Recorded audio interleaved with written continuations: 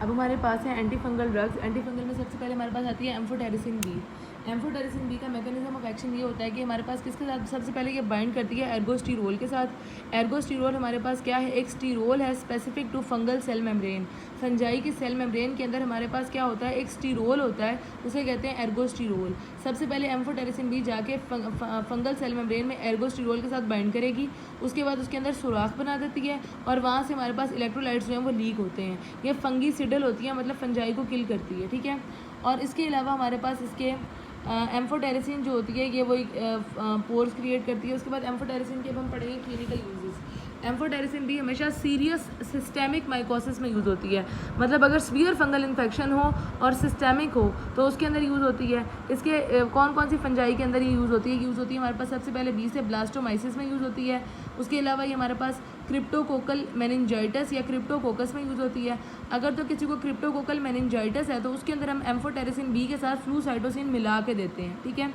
Blastomycosis, cryptococcal के बाद कोक्सीडियोआइटिस के बाद कैंडिडा, ये तीन हो गए। उसके अलावा हिस्टोप्लाज्मा और उसके अलावा हमारे पास म्यूकोर। तो इन सब फंगल इन्फेक्शंस के खिलाफ हमारे पास एम्फोटेरिसिन बी जो है वो यूज़ होती है।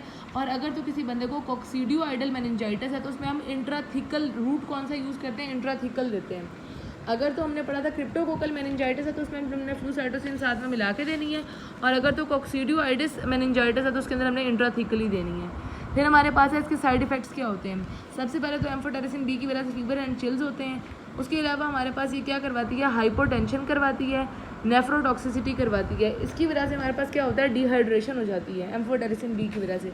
जब डिहाइड्रेशन होगी तो नेफ्रोटॉक्सिसिटी, आपकी किडनीज इफेक्ट होंगे, हाइपोटेंशन होगी। उसके अलावा हार्ट के अंदर हमारे पास क्या करवाती है, एरिथमिया करवाती है, ब्लड में एनीमिया करवाती है, और हमारे पास क्या करवाती है, फ्लेबाइटिस करवाती है। ये सारे इसके जो है वो साइड इफ़ेक्ट्स हैं। फिर आती है निस्टेटिन। निस्टेटिन का भी सेम टू सेम इसका एक्शन हमारे पास मैकेनिज्म एम्फोटेरिसिन बी जैसा होता है, लेकिन जो निस्टेटिन होती है कि हम टॉपिकली देते हैं, ये हम सिस्टेमिकली नहीं देते क्योंकि इसके बहुत ज़्यादा साइड इफ़ेक्ट्स होते हैं। तो टॉपिकली हम कब देते हैं, अगर तो हमारे पास क्या कहते हैं कि डाइपर रैश है या वेजाइनल कैंडिडियासिस है तो हमने टॉपिकल निस्टेटिन देनी है। अगर हमारे पास ऑरल कैंडिडियासिस है तो फिर हमने स्वेलो करवानी है, ठीक है। ये है निस्टेटिन। निस्टेटिन के बाद नेक्स्ट हमारे पास जो ड्रग है वो आती है फ्लूसाइटोसिन। फ्लूसाइटोसिन हमारे पास का मैकेनिज्म ऑफ एक्शन क्या है, ये इनहिबिट करती है डीएनए या आरएनए सिंथेसिस को।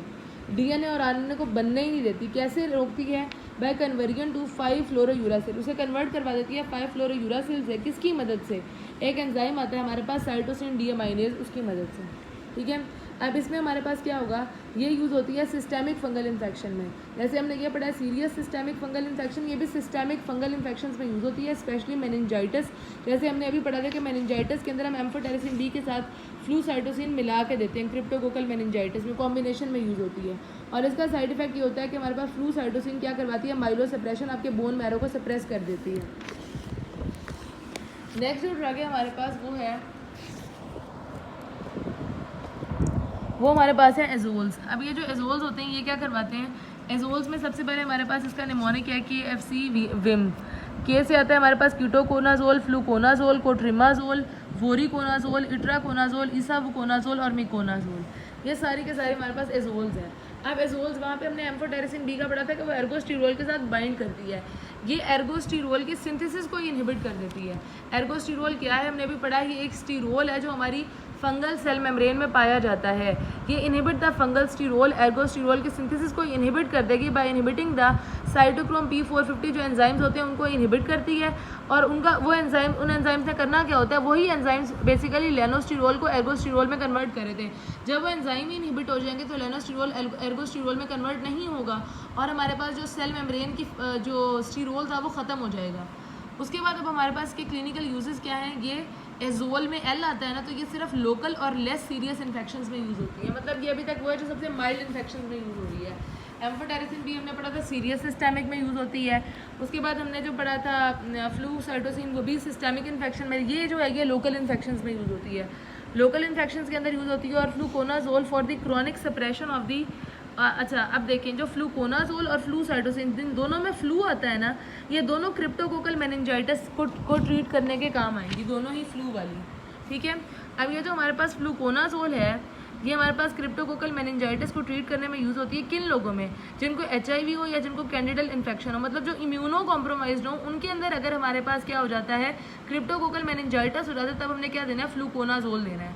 उसके बाद आती है हमारे पास इट्राकोनाजोल जो है, ये किस में यूज़ होती है, can be use for blastomycosis में, कॉक्सीडियोआइडिस में, हिस्टोप्लाज्मा में और स्पोरोथ्रिक्स में। उसके बाद हमारे पास आता है क्लोट्रिमाजोल।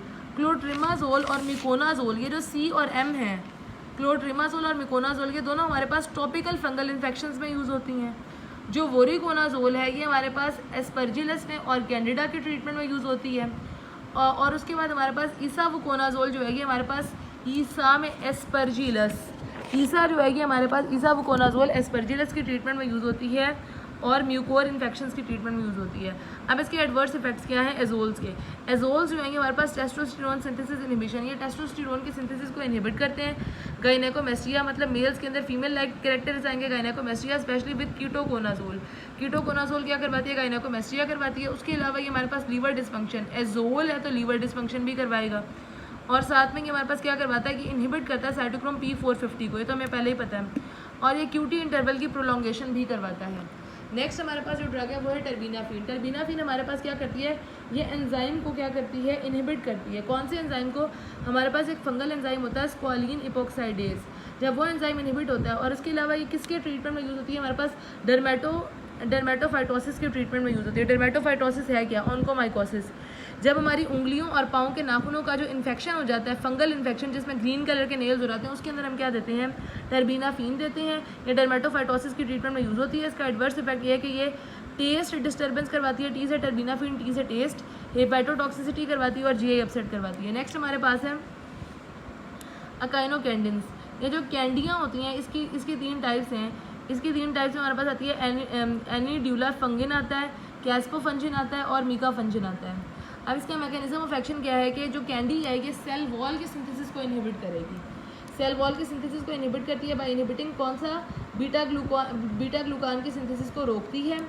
उसके अलावा कैंडीज जो होती हैं वो हर तरफ बिखरी होती हैं, तो ये इन्वेसिव एस्परजिलस में यूज़ होती है और कैंडी है तो कैंडिडा में यूज़ होगी। इसका एडवर्स इफेक्ट क्या है, ये GI अपसेट करवाता है और फ्लशिंग करवाता है बाय हिस्टामिन रिलीज। जब भी हम कैंडी खाते हैं तो उससे हमारी चीक्स रेड हो जाती हैं खुशी से, हिस्टामिन रिलीज होता है। नेक्स्ट हमारे पास है ग्रिसियोफल्विन। अब ये जो ग्रिसियोफल्विन है ये हमारे पास किसमें, ये क्या करती है, इंटरफेयर करती है माइक्रोट्यूब्यूल फंक्शन को और साथ में डिस्टर्ब करती है माइटोसिस को। माइटोसिस क्या आपको पता है, सेल डिवीजन का प्रोसेस है। तो जब सेल डिवीजन खराब आपकी डिस्टर्ब होगी तो उससे आपको ये इसीलिए वजह से ये कार्सिनोजेनिक भी है। और ये हमारे केराटिन कंटेनिंग टिश्यूज़ के अंदर डिपॉजिट हो जाती है, कौन सी, ग्रिसियोफल्विन। जैसा कि हमारे पास केराटिन वाले टिश्यूज़ कौन है, नेल्स हैं। क्लिनिकल यूज़ इसका क्या है, ये हमारे पास ट्रीटमेंट में किसके ट्रीटमेंट में यूज़ होती है, ग्रिसियो है, SR है तो सुपरफिशियल इन्फेक्शंस में यूज़ होती है। इनहिबिट द ग्रोथ ऑफ, ये भी डर्मेटोफाइटोसिस में यूज़ होती है, जैसे हमने ऊपर पढ़ा है कौन सी, टर्बिनाफिन। और इसका एडवर्स इफेक्ट ये क्या है, ये टेराटोजेनिक भी है या कार्सिनोजेनिक भी है। CNS के अंदर ये कन्फ्यूजन करवाती है और हेडेक करवाती है, डाइसल्फराम लाइक रिएक्शन करवाती है और ये साइटोक्रोम P450 को इंड्यूस करवा रही है। ऊपर हमने साइटोक्रोम P450 का इनहिबिटर पढ़ा है, ये